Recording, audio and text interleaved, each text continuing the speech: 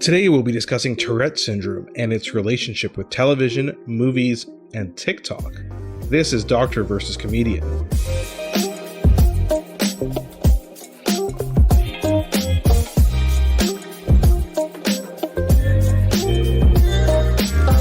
I'm Dr. Asif Doja, and this is the Doctor of Laughs. Not a real doctor. Ali Hassan.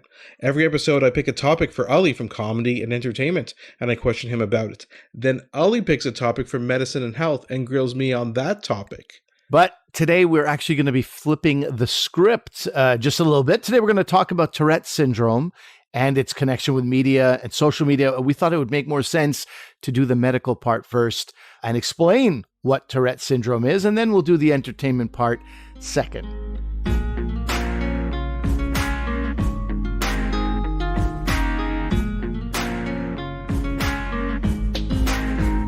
So, Asif, we'll get to why Tourette syndrome is on both of our minds at this point and has been over the last year or so. It's kind of an area of expertise of yours. First of all, let's just set it up that way, right? This is something you see very often in your line of work. Yeah, I have developed an interest in movement disorders in children over time. And so that's the majority of patients that I see now. And Tourette syndrome is one of these movement disorders. Because I think there's a lot of, my wife had a teacher in high school that had Tourette syndrome. I think depending when you grew up and what you watched, you would have certain assumptions of what it is, but there's also a lot of what it isn't in different, manifestations of it. So can you explain for the layperson what is Tourette syndrome? Right. So let's take a step back. So Tourette syndrome consists of people having tics, right? And so when we say tics, we don't mean the tics that, you walk in the woods and you get a tick on disease? You in Lyme disease. Lyme disease is a whole other subject, which I don't know, maybe one day we'll talk about. Hopefully not, but maybe one day we'll talk about. Some aspects of Lyme disease are very controversial. So anyway, that's another topic. He's scared of controversy. That's right. Actually, today will be probably controversial in our second part. But this part is pretty straightforward. So tics, what we're talking about, these movements or noises that we see, pretty common. And the movements and noises that are kind of uncontrollable. But it's interesting. They're uncontrollable in the sense that you have an urge to do the movement and you can't overcome that urge, and then you do the movement and you feel better. So you can actually control them. They're not a complete uncontrollable movement. We see other movement disorders in pediatrics where you can have zero control over it. You have control over it, but it's like an itch that you have to scratch. Like you kind of have to do it to relieve this sense of inner tension. Is it connected to stuttering in any way? Stuttering being something that, no. Yeah, not particularly, but you'll see kids with Tourette syndrome who also have stuttering, but they're considered different. What is the prevalence of Tourette syndrome? Is it something that's, this is always my question about things like this. It feels like it's more common than it ever was, but is that just because we know more about it? Yeah, no, that's a good question. So tics themselves, and we'll get to what Tourette syndrome means in a second, but tics are very common in childhood. Some studies estimate up to 15 to 20% of kids can have tics at some point in their childhood. So this is one of the things I try and emphasize to patients quite a bit. And just as an aside, I have to go through this kind of description to patients so much because, these movements and noises, people get very concerned about them. They think there's something seriously wrong with them. And then you reassure people like, no, it's very common in childhood. If something is occurring in 15 to 20% of children at some point, you have to wonder, is it really a neurologic problem or just a part of your development of your brain, right? When it's that common. Yeah, 1 out of 5 is massive.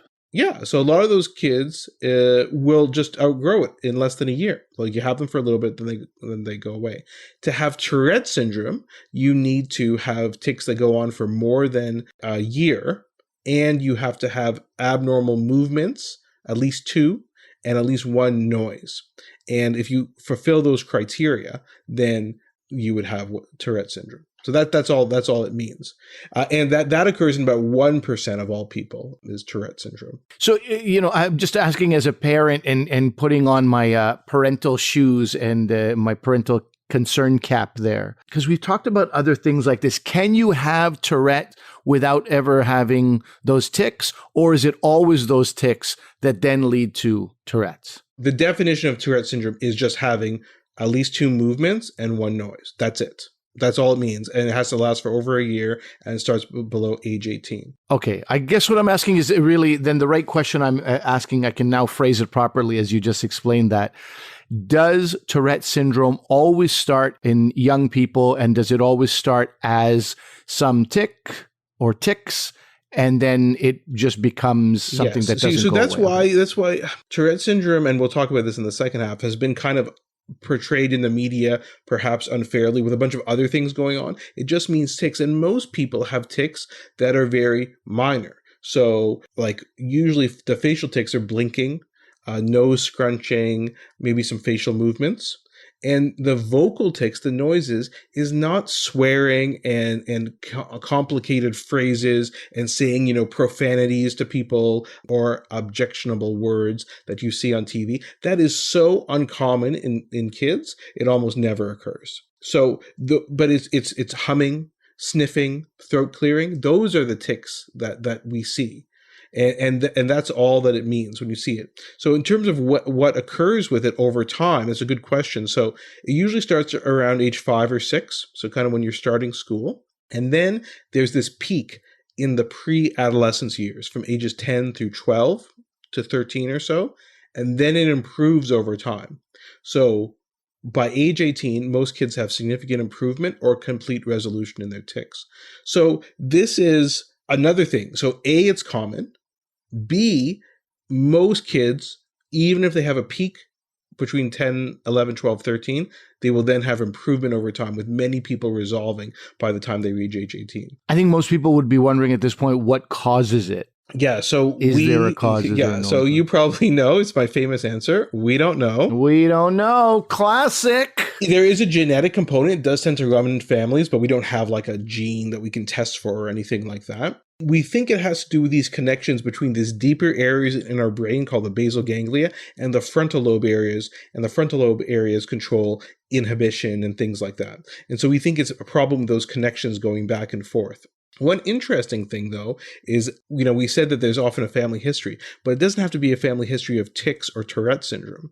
Sometimes it can be a family history of what we call related disorders, and the most common ones are anxiety, obsessive compulsive disorder, ADHD, which we talked about in previous episodes. So those are often seen in the family. So maybe someone in the family will have those symptoms and not have tics. And in fact, those disorders, especially ADHD, OCD, anxiety, and depression to a certain extent, are seen very commonly as what we call comorbidities, coexisting with Tourette syndrome. Again, one does not lead to the other. They are not connected in that way, but you often see them, these multiple things in place at once. That's interesting. So it's tough sometimes for families. So say they come in and their kid, and so 1% of all kids is a lot, right? We're talking about in Canada, probably 300,000 kids, with tics and Tourette syndrome. So it's a lot of patients. So what we did at our hospital is we have a YouTube video, which we put up, which kind of explains all of this stuff we just talked about, and treatment as well, which we can get into if you want. And I mean, the downside of the video is it features me. So that's kind of like, a sad, yeah, I know. But what I explain in the video is some patients come in to see me, and they come in thinking there's just tics. Is there something serious going on? It almost never is. I don't do any tests other than just talking to them. I don't do any investigations. I don't do MRI scans or other tests like that. You don't need any tests, blood tests. You don't need anything like that. So we just assess them and then give them the diagnosis. And so the video helps because it kind of goes over a lot of what I talk about. But with regards to those other disorders, you can come into the clinic and think you just have tics and leave saying, oh, by the way, you also probably have ADHD and anxiety and obsessive compulsive disorder. So that's a bit stressful. You're like, what? I have all these things. And it's important to, first of all, identify those things, because those things that studies show often cause more impairment in your daily life than the tics. So in other words, the tics bring you to medical attention, but when you actually go beneath the surface, it's like the ADHD, the kids are getting in trouble at school. It's OCD, so taking forever to do things because they have to check numerous times and things like that. Then the question is, well, what, I just happen to have all these things that aren't related, but there is a way I kind of conceptualize this, and I'm not the only person, obviously, this has been discussed in the scientific medical literature, but the way I look at it is you have difficulty putting on the brakes or inhibiting behavior. When you have tics, you have an urge to do the movement. You can't inhibit that behavior, so you do the tic, to relieve that urge. When you have ADHD, like we're talking right now, and I hear a noise outside my window, I'm not stopping what we're doing and going looking, whoa, what was that out there? What's happening out there? You ignore that. But someone with ADHD cannot overcome that. They have to go, and so they can't inhibit or put the brakes on behavior. Same thing with anxiety. Like we're having a conversation now. Maybe I should be concerned about my mortgage payments. And if I'm wondering about that, you're talking to me. I'm like, what? What'd you say, Ellie? Repeat that again. And same thing with OCD. OCD is a classic thing. So OCD, what happens is you have an obsession about something, and to relieve that obsession, usually something very bad happening to you or your family or something, to relieve that, you have to do a compulsion, which could be like touching objects or counting or things like that. And so you can't overcome that obsession, so you have to do the compulsion. So that's the way I kind of phrase it. All these things have to do with not being able to inhibit certain behaviors. So it's kind of all the same, it's kind of all similar things, but just different aspects of it. That's one way I phrase it. But of course, the treatment is different for all these things. That's the only problem, is that, so you have to really decide, if you have a laundry list of things, which one is it interfering with your life on a daily basis? And that's what you tackle first. And what happens with families is you realize very quickly the tics are not interfering with your life on a daily basis in the vast majority of people. In fact, it's a minority where it is. It's usually the other things. So you pick the one that's interfering with your life the most, and then you look into treating that. So it's like a canary in the coal mine, tics, would you say? Like it's usually evidence of something bigger. That doesn't always. It's not always. Sometimes it's just tics. That's it. That's fine. And sometimes we use the term TS. TS is Tourette syndrome. TS plus for patients who have other things going on with comorbidities. Okay. So given that we are talking about Tourette syndrome specifically, how is it treated? Is it treatable? And in some cases, I think what you're suggesting is it doesn't really need to be treated because it's not playing a big role in interfering. That is what I'm suggesting. So the first thing is education. And there was a big campaign in Canada. You might have seen this on the back of like buses, I think it's from Tourette.ca, where they basically said that the treatment for Tourette syndrome is education. And the more education you get, and that's what it is. So that's why, again, we have this YouTube video, we have handouts, because really you just want to educate people about tics, that they're benign in a lot of people. You outgrow it in a lot of cases. So that's the most important thing. But then treating is tough, because we didn't mention a couple things, which I should have. First of all, tics come and go and change over time, sometimes with no obvious reason. Sometimes they're worse with anxiety or stress. And so you can imagine this pandemic, we've seen an increase. And again, we could talk about that in the second part. But sometimes they get better or worse for absolutely no reason. So you can get fooled into thinking that any treatment will help, right? So in other words, you come see me, patients are calling, I need an appointment right now because the tics are really bad. So we book them in for an appointment and we start a medication. And then the tics go down. You're like, oh, that medicine was amazing. And then the tics go back up, and then increase the dose of medicine. The tics go back down. But what happens is, even if you were to not treat them with medication, you would see this up and down, no matter what. So you can get fooled that you think it's the medicine, when in fact it's not. It's just what we call the natural history of the disease, where it just goes up and down over time. So so medication doesn't work entirely because of that. And in fact, no study that's ever looked at tics in terms of treating with medication has ever looked at you achieving zero tics. In other words, there is medicine for it, but no medicine will ever take the tics away completely. Okay. That's not possible. These are conversations you must have with parents too about, by the way, we can engage in a treatment, but it will never be, perfectly. Yeah, exactly. And then you have to think about, well, why do you want to treat them? Because young kids, I would say under age 10, don't even notice they're having tics. So who are they bothering? Who is it bothering? And for me, it has to be bothering the patient, the person with the tics. Then you would look into treating them. If not, I would be very hesitant to initiate treatment. And then parents are like, well, we're worried about bullying. We're really worried about bullying because of the ticks. If you have a child who has red hair, my wife has red hair, and they get bullied because of their red hair, you don't dye their hair black, right? Like, the problem is with the bullies. The bullies need to be medicated. I'm just joking, but that's what, the problem is with the bullies. It's not with the child. It doesn't matter what they're being teased for, right? Like that. So I'm not sure medicating your child. And listen, I'm not against medicine, as you know. We've talked about this on the show about pharma and things like that. I'm not against medicine, but in this case, I just don't see why it would work. The vast majority of patients I see do not go on medication, but there is a minority who the patient, the child or teenager is like, you know what, they are bothering me. I'd like to kind of look at something. And then we can look at medication, as long as they remember what I said, that it will not take tics away completely ever. That's not realistic. The only thing that takes tics away completely Remind me is time. again, you said kids have, it's humming, sniffing, and what was there was a third one? Throat clearing. Is it of value for parents to draw attention to it? Does that do harm or question, yeah? This is, by the way, in case people are wondering, these weren't prepared questions, so that's a really good question. So you can tell by how stunned Asif is that I asked a smart question. Yeah, exactly. It's not. Yeah, he's not much of an actor, so that's real.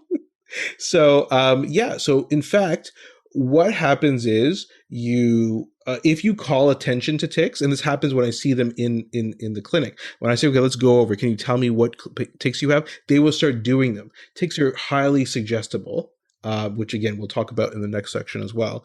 So tics are very suggestible. So, in general, you want to not call attention to them. But there is a circumstance where you do want to call more attention to them, and that's actually with a non-medicine treatment for tics, which I thought you'd be excited to hear about. I'm very excited, obviously. Yeah? Anything that keeps medicine at bay, I'm in. Tell me what it is. So I would say over the past, 10 or 15 years, there's been a behavioral treatment for tics, okay? And so it's done through a psychologist. The psychologist needs to have some specialized training in it. So there's not always a ton of people who have this training. And what they do is they teach you to actually be more aware of your tics. So it's not ignoring them. It's paying more attention to them, and especially seeing when you're going to have that urge to do the tic, right? And it's called CBIT, which is called Comprehensive Behavioral Intervention for Tics. And what you do is you teach kids, say they have a tic that's really bothering them. So, for example, say you have a tic where you fling your head back very violently. You teach kids, okay, identify the urge to do that tic, and instead of doing that tic, do another movement which relieves the urge, but is more compatible with, like, quote unquote, everyday daily life. So instead of flinging your head back violently, you could just maybe put your hand behind your head, which I'm imitating to Ali now, but you guys can't see it. Like I'm scratching the back of my head, just kind of relaxing my head on my hand, right? And when you do that, you're hopefully being able to relieve the tic, but it looks like more like an activity you do in normal everyday life. Okay, could we have a moment of honesty between us here, though? Did you choose that example just so you could flex your bicep on screen to me? I did. Mission accomplished. I'm going to do that clip. I'm going to do that clip and put it on a repeat. Maybe I'll start a TikTok as well on that. But again, with that behavioral treatment, it does not take tics away completely. You're still going to have them. You're just converting really bothersome ones to less bothersome ones. Have you seen examples of, sort of wear and tear on people's bodies? You have, right? Yeah, it's not that common, but especially there's some case reports of patients who they fling their neck back so violently they get a spinal cord injury. That's been described, and it's a bit tough. So there is a gray area between OCD and tics. So for example, if when I walk by a table, I have to touch it once. That could be a tic, could be OCD, but if I walk by a table, I have to touch it 3 times, and if I get interrupted, I have to do it again. That's more OCD. So I've had some patients who have had who've bitten their lips or feel a need to bite a glass, like not a plastic glass, but like a glass made of glass. And that could be very, but it's hard sometimes to know if that's an OCD behavior or a tic. The more complicated a behavior is, tics are usually very simple movements. They can be more complicated like that, but biting in glass hitting somebody else, those are very unusual to be tics, and I'm a bit suspect when I hear some of those things. But yeah, causing self-injurious behavior, and sometimes to the point, if people still have very severe tics into adulthood, sometimes, and if medicine doesn't work to help these injurious tics, sometimes you have to do what's called deep brain stimulation, where you implant a stimulator into their brain. And we use that in other disorders like Parkinson's disease, other kind of movement disorders, but they have used it for Tourette syndrome as well. But that's obviously, it's brain surgery and implanting a device into your brain. So that's obviously very heavy duty, and we don't do that in Right. I kids think that very is a good overview of Tourette syndrome. I also learned that it's not Tourette's syndrome. It's just the singular Tourette. That was the first thing that I needed to correct in my knowledge. TS, as they call it. Yeah, I think we know what it is and what it isn't, and how curable and how not curable it is. And I think that can help us move into the next chunk that we want to talk about.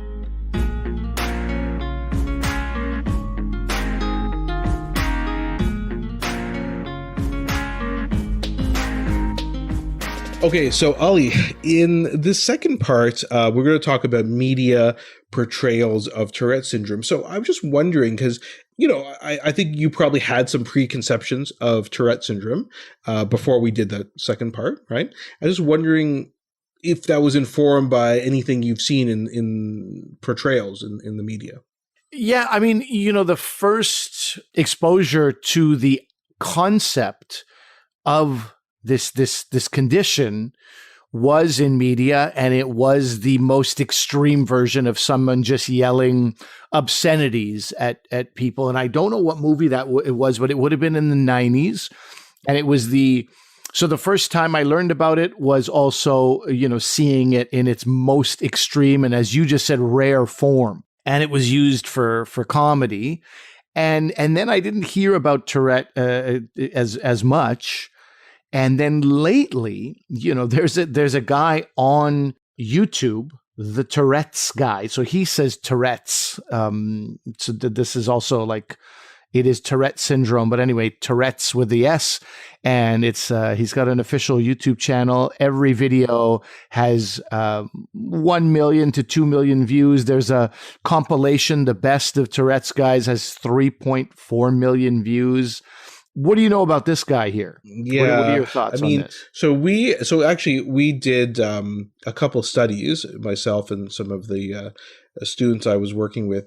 One, we looked at the portrayal of Tourette syndrome on YouTube.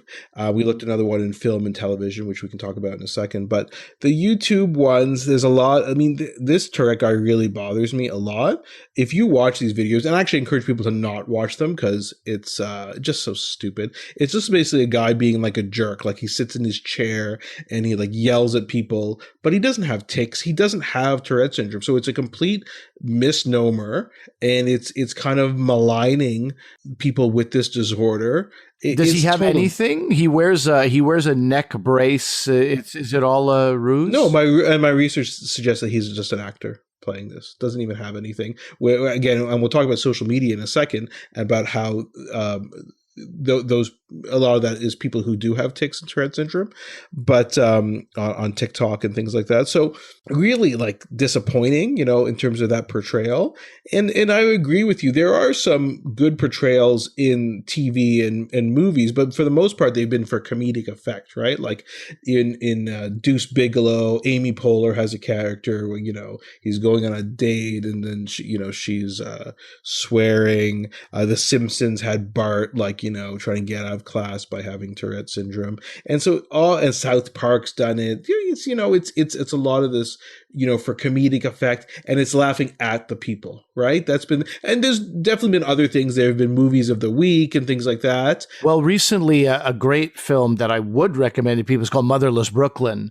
Edward Norton plays a character with Tourette's. It's not purely for comedic effect. It's more for the conflict of the character himself. And I think you watch it and you're more sort of, you feel sympathetic to somebody who might have to deal with tics on a regular basis, and you sort of you empathize more than you laugh at it. But in any case, yeah, it's there. If you look up movies with Tourette syndrome, you look up televisions with Tourette syndrome, you'll see there's plenty in yeah, and that movie all it's that's I think a bit of more of a progression, right? Because the plot of that movie doesn't involve him, because it's based on a famous novel, right? So it's the plot doesn't involve is he has Tourette syndrome, but that's not the whole plot. It's not like, how do I deal with life with Tourette syndrome, right? It's not like plays a detective, I think. Is that right? Yeah. And so it's him doing that job, but also having to have Tourette syndrome, which of course is true. People aren't defined by their illnesses, right? So for that, it's a bit more nuanced portrayal. And also, as you talk about the progression, I think we've seen people, not characters, but human beings on some of these reality shows. There's the British Big Brother. There was American Idol. So You Think You Can Dance. A number of shows have sort of highlighted without the mockery of it, right? There's American Idol. Yeah, that gentleman who was on American Idol, Mackenzie DeCenzo's. I think has done. Oh, sorry, that's a young woman. Said her tics could disappear when she dances. That's So You Think You Can Dance. Dave Pittman was the young man on season 9 of American Idol. Yeah, those portrayals are really good. Obviously, real people living with Tourette syndrome. I didn't tell you the story, Ali, before, but I was approached by this show, and of course, I can't really remember the name of the show, but it was a British import which was being made in Canada, and this show was basically, they took people who were not neurotypical, usually autism, Tourette syndrome, or something like that, and they were trying to get them a job, right? They found that they were unemployed and couldn't get a job, and they wanted to get them a job, and that was the idea. So the idea would be, in the show, you hear a story about this person with like Tourette syndrome. They have a hard time in society and interacting. Let's get and then they wanted me to be on as an expert and to kind of help them coach. I'm like, well, I can't coach people how to get a job. Like, I don't know what skills this person has. I'm not a job counselor. So they're like, no. We basically, the impression I got from them was they wanted to say how the Tourette syndrome, it seems like a bad thing, but there's all these good things associated with, and wouldn't they be perfect for this particular job? Because it's almost like a superpower that people don't understand. And I just was like, you know what? I don't feel comfortable with this. I'll pass you on to some of my colleagues, and I'm not going to do this. And because I'm like, this type of thing, again, just my opinion, I think simplifies Tourette syndrome. Obviously, people who have Tourette syndrome are not defined by their disorder. They are people who have hopes, dreams, aspirations, career aspirations. They can do anything. And so why would you, it shouldn't be linked necessarily to their diagnosis. So I felt uncomfortable with that, and I kind of just said no thanks to that. But I never told you that story before. No, how long ago was that? Maybe 3 or 4 years ago. I since watched the show. That's what I was going to ask you. Yeah, the show did go. It was on. Yeah, I found it, and I wish I could remember the name. It's on TV Ontario in Canada, and if I find it, I'll put the link on to our website. You guys can watch the episode. I'm not in it, but you guys can watch the episode that they wanted me on for, and see what you think. I mean, I'm not, you can make your own judgments about it. I think it was fine. I don't think it was really exploitative or anything like that, but just wasn't my cup of tea. The interesting thing now, which, most people could predict possibly, with everything being accentuated and highlit during the pandemic, and anxiety, reaching these peak levels, tics have also increased in the pandemic. Right. And there's an article in the Atlantic talking about or I think there's two actually. There's one in Vice magazine. There's one in the Atlantic talking about this epidemic within a pandemic. Right. So yeah, there's so many layers to this. So this is what I think this section, we get to the meat of this section in terms of the influence of social media. But taking a step back, we definitely see an increase in tics over the pandemic, 100%, and especially even patients who I see who are older, right? They had tics. They had that peak between ages 10 through 12 to 13 or so, and then they had improvement. And now they're calling me again saying we're having more tics. And the reason for that is not because of getting COVID and COVID, attacking your body and your brain and causing increased tics. And it's not because of vaccines or anything like that. We saw these increases way before vaccines were available in the teenage age group. So it's none of those things. It's just what I always say. I ask these teens, I'm like, are you stressed? And they say, oh, not really. I say, well, that's interesting because there's like 6 or 7 billion people in the world who are stressed right now, right? You can't plan your life 2 weeks in advance because you don't know if there's going to be another lockdown. You don't know if schools are going to close. That's stressful for people, and people want to have some semblance of control, and they don't. So everybody is anxious. It's just the level of anxiety. And we talked about before how tics are worse with anxiety or stress. So to me, that's not unusual, but it's not just me who's seen that. As you said, this increase in tics has been seen in the UK. There's studies from Sweden, Italy, I believe. So this increase in tics for sure has been seen overall. Again, it's even in people who I thought their tics had outgrown or almost outgrown or improved a lot. But you're talking about something else, though, right? I am talking about something else. And here's what I wanted to bring up. I have this interesting relationship with TikTok because I was like, most people will admit when TikTok came out, it seemed like it was just for dance, choreographed dances and cat videos. So I was like, I don't need to be on this. I remember the feeling a decade ago when I was on Facebook and my mother joined Facebook. I was like, oh God, what is happening? This is awful. And I didn't want to do that to my children who, they watch TikTok. That's a source of entertainment, just like YouTube and just like various television shows on Netflix are. So I was like, I won't do that. But over the last few years, particularly there's this real badass element to TikTok. I'm sure you remember when Donald Trump was going to do, I don't remember where the rally was. I think it was in Tulsa or something. So a bunch of TikTokers, a large group of young people through TikTok organized and rallied together and said, buy tickets for this rally of his. And they didn't show up. So they had reserved tickets for themselves, made it look like the numbers were going to be huge. And then they kind of stiffed Donald Trump and stood him up and made the rally look a little bit embarrassing. And even in China, in Pakistan, these young women in the Middle East who are, they start with these beauty demos and then they start, and then their political messages and agendas are in there. And I don't know, man, it's so commendable that I was thinking of getting onto TikTok just so I could watch. And the inclination is to not do that because how much time is wasted. You've talked about, taking Twitter off your phone, and now I'm talking about putting an app on my phone to watch it more. Add more stuff. It seems like a bad idea, but I'm just so impressed. And there's no denying the power of TikTok. Sometimes, I don't remember what it was. I think I was using Nivea or Vaseline on my lips, and my 14-year-old daughter at the time says, "You're not supposed to use Vaseline." I was like, "Oh, what do you have a dermatological degree that I don't know? No, I heard about on TikTok. You're supposed to use this product." I was like, the influence of these kids is insane, right? And it's the most popular app, social media app out there. But the reason I asked about talked about the epidemic during the pandemic also is because on TikTok, the joke is putting the tick into TikTok because you're seeing all these videos and so on the one hand, and this is what this Atlantic article, and we'll put a link to this article in the show notes.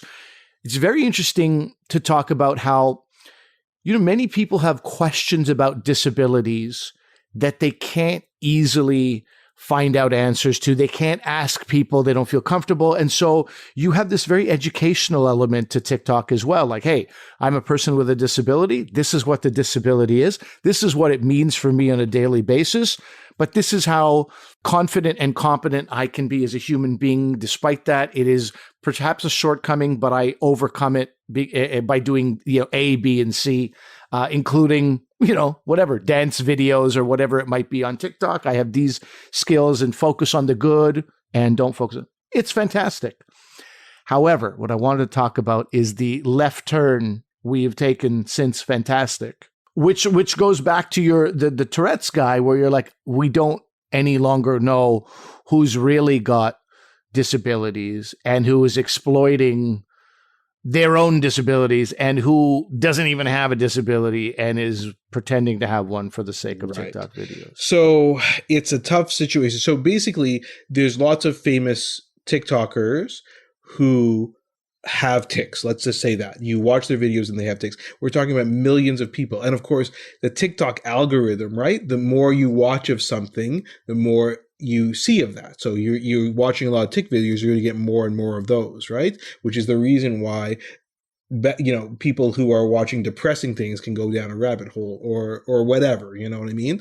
And so there's been this clear increase in tick videos on TikTok. So for an example, in March of 2021, during a 3-week period, the number of videos with the keyword Tourette and tick increased by 7% to a total of 5.8 billion views. Okay. And so we're seeing these increase in these tick videos. Okay. And by these various content creators. And the Atlantic article is really good. And so I'm of a bit of two minds of it. And it's definitely good in a lot of ways because you watch some of these videos and you see people with tics and not being embarrassed about it. We talked about the whole bullying thing and things like not being embarrassed, being out there with it. Millions of views. Obviously, people are supporting them. There's nobody laughing at them. These are people who are admired as influencers, and so that's definitely a good thing. Absolutely. The normalizing of something that might seem abnormal. I'm a big fan of that, whether it's their skin color or your ethnic background or your religion, and certainly with disabilities. I think absolutely some power there. That is all good. It starts to become a bit more complicated, though. As you said, there are some accusations that some people are just pretending to have tics, on TikTok to get all these views. But it's a bit even more complicated than that. So I guess I watched some of these TikTokers on the videos, and there's a couple people. One guy is Glenn Cooney, and he's featured in this Atlantic article, which we're linked to. So he's a gentleman who's in his 40s, who has kids, who has. If you YouTube dad with Tourette's, you would come across Glenn Cooney, and then you can watch some of his videos, and he sells merchandise and is has income generation from this. His merchandise, by the way, kind of interesting, is some of the things that he kind says, of blurts out. So, yeah. So and he had some traumatic things happen when he was a child. Sounds like he had ADHD as well. And then and I think some abusiveness in the household he grew up in, and so lots of stressors for him when he was younger, and then has this. And he said he only was diagnosed with Tourette syndrome recently, but I'm not implying anything than what I'm about to say. I just found it somewhat unusual. I watched just the most recent video on his TikTok stream because I want to see what this is all about. It was him baking with his wife, okay, in their kitchen. And he would do things like, he didn't have a lot of facial tics. He would say things, but he would make jokes about the eggs or make jokes about the thing. It wasn't like a one-word phrase or sniffing or grunting or anything like that. And then he would take the eggs and throw them at the ceiling and like grab his wife's behind, or he would throw flour in her face or something like that. And I'm like, again, we talked about this. I see a lot of patients with tics, and these are very unusual to be tics, right? Because remember, one of the criteria for tics is these repetitive movements or vocalizations. That's in the definition of tics. Well, throwing an egg at the ceiling isn't a repetitive thing unless you do that every single day, right? So it's more like, I don't really know. I'm not really sure how those would be tics, and so I don't know. I just left with a big question mark about what exactly is going on. It sounds like you're dancing around it, but could it be that he just enjoys acting like a jackass? Is that the possibility here? Again, to be fair, there's like, if you say because he does say he has ADHD, and there's different kinds of ADHD. There's an impulsive kind of ADHD. This would make a lot more sense if you said he had very severe impulsive ADHD, just doing things without thinking, right? That's what it would be, throwing an egg at the ceiling and stuff like that. I think that would make sense. Again, I'm not his neurologist. I've never interacted with this person at all or examined them, so I really have no idea. But all I can say is, from my point of view and my expertise, and what he was doing would be very atypical for ticks. And I'm sure there are some people who might have concerns and allege that maybe you notice that a lot of these videos are getting views, so let's do more of this behavior. So is it voluntary behavior? I don't know. I honestly don't. So, and then I watched a few more. One woman who's Zara Beth on TikTok, millions of followers, who has tics. But it's interesting. I was watching more of her videos, and she's like, oh, I've been diagnosed with an FND, which is a functional neurologic disorder, which we talked about a few weeks ago on the show, which is this conversion disorder, right? Where you have these unexplained things. And I think for her, it's fainting and not being able to walk. I think she's in a wheelchair. We were talking about conversion disorder in connection with the show Never Have I Ever. Right. And she couldn't walk. And this girl, Zara Beth, also suffers from that. So again, I don't know, does she have tics and functional disorder, or could all of her tics be functional? I don't know. I have no idea in terms of what's going on. I certainly have seen patients with functional tics and actual tics, like, they have Tourette syndrome and they have functional disorder as well. I've seen that overlap. So I don't know.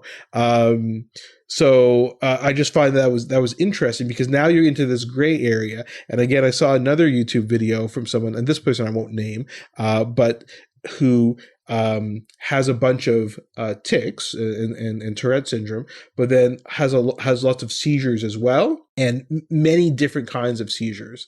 And it's a bit complicated in terms of how epilepsy works, but patients with numerous different types of seizures, like the type described by this person and filmed by this person, it would be very unusual for you to have normal intellectual development and be an otherwise, cognitively normal person, not have developmental delay, autism, and things like that, to have all these seizure types in one person. It would just be a bit unusual. Again, like I said, I guess for me, I think there's some missing stuff here with these people. But again, it's because they're on social media. They're not like trying to publish their case in a scientific journal or anything. So, nor should they. They don't have to do that. So that is a bit complicated as well. So what does that mean for the average person watching a video of somebody with a disability in your mind? Then is it take it with a grain of salt? Is it because, what we talked about is the power of something like TikTok to highlight and even sometimes celebrate a disability. And if you're doing the opposite as a sort of a like and a retweet chaser, aren't you harming? Aren't you doing the exact opposite? I don't know. And honestly, that's, I think it would be more important to ask people like with Tourette syndrome societies in like the US and Canada, ask those people how they feel about it. Maybe, more awareness and more acceptance is probably good, as you're saying. Does it really matter?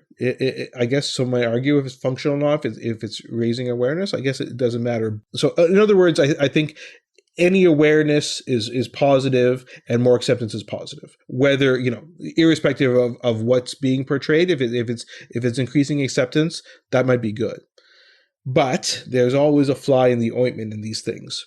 So the other thing, and you mentioned this Vice article, and which is based on a scientific article, which is actually done by some of my colleagues in Calgary, Alberta, Tamara Pringsheim and Davide Martino, and with a bunch of other investigators from across the world. And so what they've noticed, especially in the past year or so, is that they've seen an increase in functional or conversion disorder tics. If you look at the data from Calgary as well as from these other centers, it used to be 1 to 5% of total cases of all tics they would see would be these functional tics. So very unusual. I've only seen a handful in my career, not very, probably less than five or less. So not very common. Yeah, not very common. And they're saying now it's 20 to 35% of all of the tic patients they're seeing have these functional conversion disorder tics. So the question is, why are we seeing a peak in that? Probably multifactorial. Conversion disorder we talked about is we're seeing it more commonly in the pandemic. We saw it commonly when kids were off school. Now we're seeing it again more commonly when they're back in school. There's lots of factors there involved because there's increased stress and anxiety, as we said. But the theory is perhaps the TikTok, and this has been described in this article by my colleague Tamara, Dr. Pringsheim, as well as in some other articles which we'll link to. The idea is maybe people are watching these TikTok videos and are then doing developing this conversion disorder because they've seen these patients on social media. Again, irrespective of whether the patients have tics, Tourette syndrome, or whatever they have, they're developing these things. So this is a theory, is that they're looking at these things. In some of the cases, there was one case series where they said they saw I think 6 teenage girls with an explosive onset of tics, and they all admitted to watching the exact same social media personality The reason why these are thought to be conversion disorder is, and now we have this basis from the first part of the talk to explain why. These patients are usually teenagers. I didn't mention that Tourette syndrome is more common in males than females, and these are almost all females. So that's very unusual. 2, they're starting at 14, 15, 16, 17. And I just mentioned that's not when tics start, right? They start usually in 5 or 6, have this peak. And the peak, these patients are having multiple tics at age 15, 16, 17, which is very unusual. The other thing is they have a lot of complex words, complex tics, swearing, a lot of very violent gestures and things like that. Again, that's just not very common. And especially, it's almost impossible to start off having tics like that. Usually you start off with the minor tics and then... These are 6 women in 6 different places. They're not interconnected in any way. So that's a good question. The case series I was saying was all at one center. What we're seeing in other places is people who don't know each other. But it's interesting that you mentioned that, because there was a case, an outbreak in Leroy, New York in 2011, October 2011. And I can remember going to a conference and hearing people talk about this. I remember hearing this story at a scientific conference, and it was in the news, where several teenagers, 20, all at the same high school, developed acute onset tic movement. So it was thought to be a mass psychogenic illness, so a mass conversion disorder, which has been described. There's been other cases as well described throughout Brought time, on by what? What was happening in October 2011? Who knows? And then why they call this a contagion, right? Like maybe contagion? Contagion, I think sounds better. Would you agree? It does to me. I don't know what language you were speaking there for a second, but yeah. So a mass contagion, but of this psychosomatic conversion disorder, functional illness. Why that happens, why they all develop it, I mean, I don't know. I mean, but these have occurred before. They think some of that, the Salem witch trials, and thought it was like a mass conversion disorder as well. So who knows why that happened? So some of the articles are arguing what we're seeing is a mass contagion of this conversion disorder, but it's occurring not in person, as you're saying, at a high school. It's occurring throughout. And there is some interesting evidence for this, that this may be what's going on. In one of the articles, 7.9% of the cohort mentioned that their tics were they picked up the tic they're doing from watching another content creator, right? They saw them doing a tic, and this was the word beans. Okay. And then they would say that. Now, we talked about, if you're talking to someone about a tic, that will cause them to do more. So certainly it's very possible that patients with Tourette syndrome can pick up tics from other people. That has been described. People with Tourette syndrome will say that. They go to a Tourette syndrome conference, like, now I started doing the tic that person was doing. That does happen, but it's just unusual that you're seeing this in all these different pockets. It's so much so that the TikTok creator, her name is This Trippy Hippie. Her name is Evie Meg, but her TikTok handle, I guess, is This Trippy Hippie. She has a TikTok video saying, me watching 95% of people with tics Tourette say that the beans tic is what they have, and knowing I'm the original source. So it's kind of her looking concerned and stuff like that in her video, because like she's stressed because she has this tick and it's picking up. So so it's interesting. Like it's. I don't think we're going to know this until much later. What happened with this? Was it due to TikTok? Was it not? Maybe it's just making people who have tics and Tourette syndrome who were so maybe embarrassed or felt not socially accepted. Maybe it's just they're like, oh, I can be accepted for this finally, and now I'm going to go online and post things about my tics and Tourette syndrome. So I don't know. You know what I'm reminded of, and it might be very disconnected here, but in the month of September, it was the 20th anniversary of 9/11, decided to revisit some of that collective trauma. One of the weirder and eventually more comedic things that happened, eventually comedic, but at the time, Steve Renazizi, do you know who Steve Renazizi is? Actor, comedian, made up the story on 9/11 that he was in one of the buildings and had to escape the building. He's in The League. I don't know if you ever watched The League on FX. So he made up this entire story for years. He maintained the story that he was there in one of the towers and narrowly escaped. And, psychologically, people are like, he was so affected by what was happening and wanted so, I don't know, some people, I think the simple explanation is, you wanted to get some of the sympathy and the shine, quote unquote. But I think deeper, there was such a trauma and such a bad feeling for what was happening there to those people, and wanting to help them and wanting to be part of it and wanting to have this collective grief and trauma. But you're alive. So what can you do? You get yourself closer to it and say you were part of it.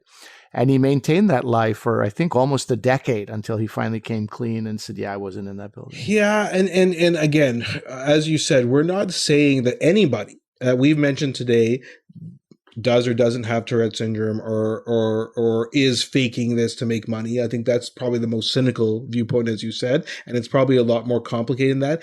If there is a conversion disorder component to some of these people, I think it's very complicated. And I don't know. I don't think we're going to have any easy answers now. The most we can say right now from these studies that have come out is that there is an increase in these functional conversion disorder, psychogenic type tics. What's the role of social media on that? Still to be determined, though it seems to be playing some sort of role. And what's going to happen later on? Is this just going to be a peak and then go down? Was it just related to COVID? Is this going to be an ongoing thing if social media and TikTok continue like this? I don't know. I think there's a lot of unanswered questions.